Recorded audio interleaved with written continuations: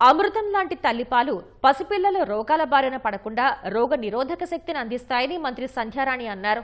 గుంటూరు కలెక్టరేట్లో జరిగిన ప్రపంచ తల్లిపాల వారోత్సవాల కార్యక్రమంలో మంత్రి పాల్గొన్నారు. ఆగస్టు 1వ తేదీ నుంచి 7వ తేదీ వరకు ప్రపంచ తల్లిపాల వారోత్సవాలు నిర్వహిస్తున్నట్లు మంత్రి తెలిపారు.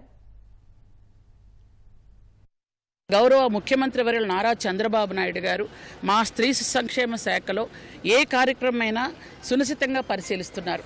కూటమి ప్రభుత్వం వచ్చిన తర్వాత అంగన్వాడీ సెంటర్స్లో త్రాగడానికి నీళ్లు లేకుండా ఉన్న దగ్గర నీళ్ళు ఇచ్చాం.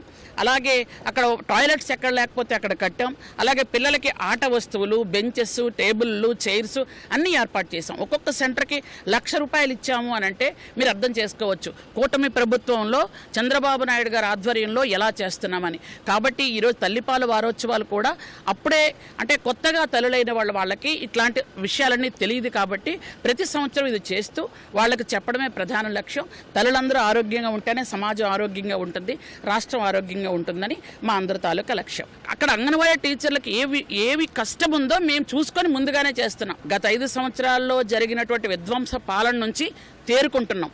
మనం ఐసీయూ నుంచి ఇంకా జనరల్ వార్డుకు వస్తున్నాం.